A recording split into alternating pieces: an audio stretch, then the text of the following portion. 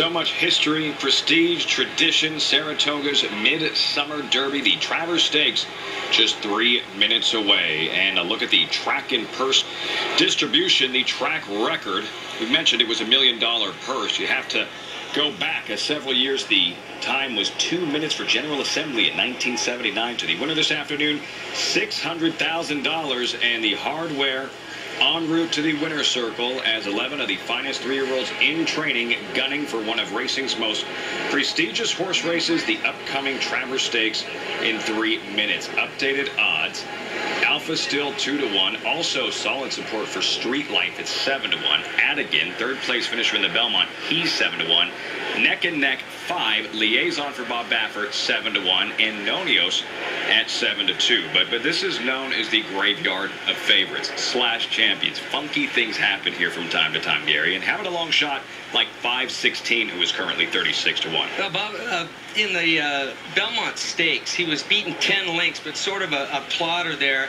And we're seeing a saddle adjustment right now on 5/16. Rosie Napravnik obviously not liking how her saddle was set, so no major problem there. But getting back to race shape for her, I'm not sure that 5/16 really wants to run this far, 1.25 miles. The Belmont Stakes was deceivingly slow. Yes, he ran 5th. He came back in the Curlin, and he had every opportunity to win the race, and he really didn't stay the 1.8 miles, and Street Life just blew past him. Again, Rosie Napravnik, who won the Kentucky Oaks earlier this spring, trying to become the first female rider to win a Travers Stakes. 2-1 Alpha. And there's a look at Bob Baffert's Liaison, Randy. And for Baffert, again, what could be yet another big race in this monster weekend for Baffert, already with one Grade 1 win today. We've all experienced going through school, the kid in middle school or junior high that was bigger than everybody else and was faster than everybody else. And then when they got to high school, they all caught up with him, and he wasn't that good anymore. Right. Liaison was a really good 2-year-old, and it looked like he was going to be the best Kentucky Derby hope that Bob Baffert had. He never got any better. He never got any faster, never got any bigger and stronger. They all caught up to him. That doesn't mean, though, that he doesn't have a chance here. You know, this race has been decimated by dropouts. And so even though it's Baffert's third team, if Liaison gets a different trip and doesn't have to go as wide as he's been going, he's still in there with a shot. And then there is neck and neck, currently 5-1. What does Leandro Concalves, Gary, have to do to put this horse in the best situation to be productive this afternoon? He's going to get a good trip. He always lays close to the pace in a very tactical position. And I'm not sure that he liked the sloppy conditions of the Jim Dandy last out. Still ran a big race. 2 races before that, he had shown big improvement, really stepped forward, so it would be no surprise to see him get a good stalking trip from that 8th post position. Let's go back down to Donna Brothers. As you were talking about neck and neck, so I'll talk about him first. He's going to be my top pick in this race. This is a horse you got to draw a line through his last race, but you go back to those other 2 that he ran before that, and I think that he looks like he could be dangerous in here. Plus, you got to keep in mind that his dad, Flower Alley, won this race in 2005 already, so it's in his bloodlines. I've been watching Alpha, and he looks like he's been pretty cool, but again, you know, some of his problems have come at the gate and as he's approached the starting gate, so Ramon has kept him away from the gate. And I should mention Liaison. Rafael Bejarano took him without the pony. You know, he's been kind of spotty. Sometimes he shows speed, or not really speed. Sometimes he stalks the pace. Sometimes he gets way off the pace. Rafael told us earlier that he wants to close on him today and not lay too close, but he took him without the pony, and I think that indicates that he wants to be 3 or 4 off the lead, not 8 or 10, guys. Yeah, Randy, why is it so difficult to predict the pace and the race shape of this particular Travers? This is a funky race. It really is. I mean, when Hansen was going to be running here before he got hurt, right? Everyone knew who was going to the lead. Alpha was probably going to be sitting 2nd or 3rd. It was all cut and dry. Then Hansen drops out, and it's chaos because none of these horses are speed horses. Alpha went to the lead in the Jim Dandy, but he's not really a speed horse. None of them are. So some weird things could wind up happening here with the gates open. What I'm seeing right now in this post parade, these jockeys know there's not a lot of speed in here. And when I said it's going to be a mess going into that first turn, they're all warming their horses up extra, so they'll show more speed. That's what you do if you want them to be geared up, keen at the beginning of the race. We see a lot of them doing that. You referenced Gary Contessa, the trainer of number 1 Spike City, a horse who's never been on the lead in his entire career, all 7 races. And Contessa said at the post position draw, we're going to the front. We're going to set the pace. We're going to the lead. Is he fast enough to go to the lead? that remains to be seen. A mystery how this Travers will unfold early. A final check of the tote board reading 2-1 on Alpha. The favorite as 45,000 strong come to their feet here at Saratoga. Any final thoughts, gentlemen? Well, forced to pick a horse in here, it's going to be Nonios. And I agree with Donna. I like a neck-and-neck Nonios exacta in that order. That's my pick. Filing into the gate, all set for the 143rd running of the Travers Stakes as the crowd starts to come alive here at Saratoga. Tom Durgan with a call. Travers 1-4-3. The 2-1 favorite here, post position number 6 is Alpha. They're in the gate, ready for the start of the 143rd Travers, and they are off. And Golden Ticket breaking on top, and Spite City is right there with him. Alpha forwardly placed, and Steel Case is right there in the vanguard. And neck, not far behind, he's 5th on the outside. On the back, it's Nonios is on the outside, racing in 6th. Street Life is 7th, 5-16, now racing 8 to the inside.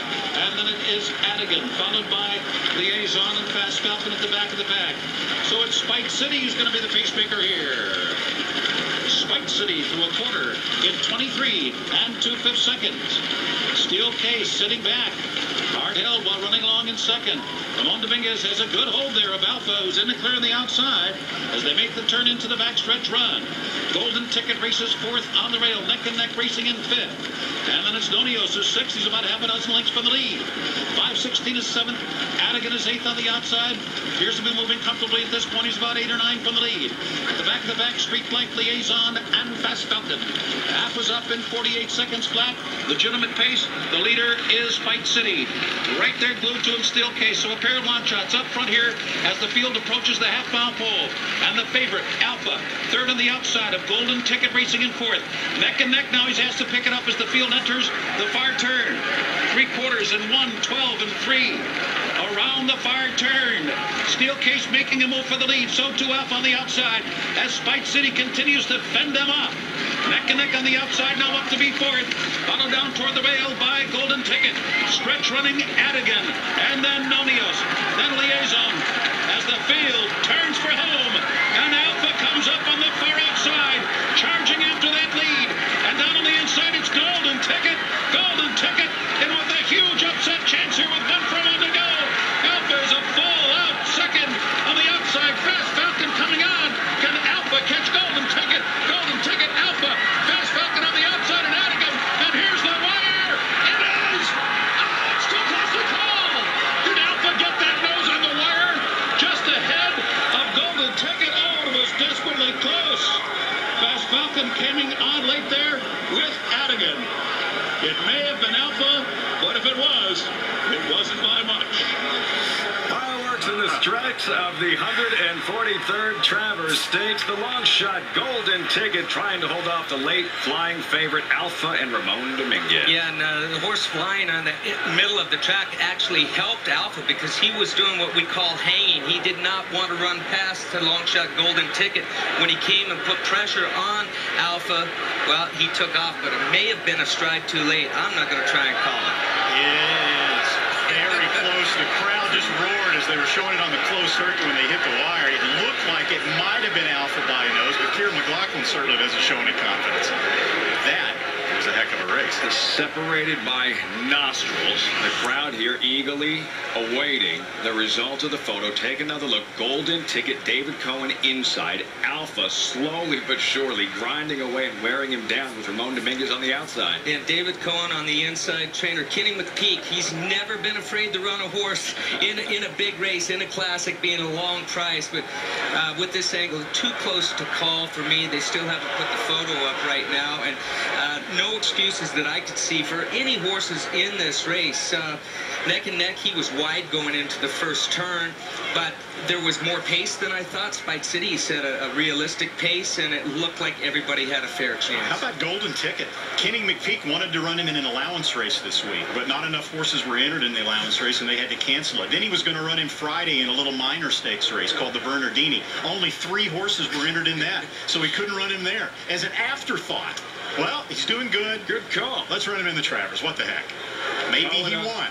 Gold, and we're looking at the in-house monitor. We're seeing the angles that you're seeing it from. I have no idea. I have no idea. And what about Fast Falcon in Nick Cito running hard on the outside? There's Donna with this, guys, waiting to see who the winner is. Let's get down to Donna Brothers. Guys, I'm right here between Ramon Dominguez and David Coyne, and I haven't asked him yet who won it. Well, we know. And they just hung it up, so I'm going to be the bearer of bad news to someone. Who is it, guys? Nobody. It's a dead heat. It's a dead heat. That's what they just said. Let me talk to David first. Ramon, you hold on. You can see congratulations coming from both of them. David, you pull off a huge upset here to get this done. Did you expect this from Golden Ticket? I sure did. I mean, I got on him about a week ago and worked him, and I mean, he's just been training phenomenal. I mean, what an amazing job by the whole crew, all his groom, exercise rider, and Kenny. And you get your first Travers win. What's that mean to you? I mean, speechless. I mean, I don't think you can fathom any words, but wow. Wow. I got to squeeze in another.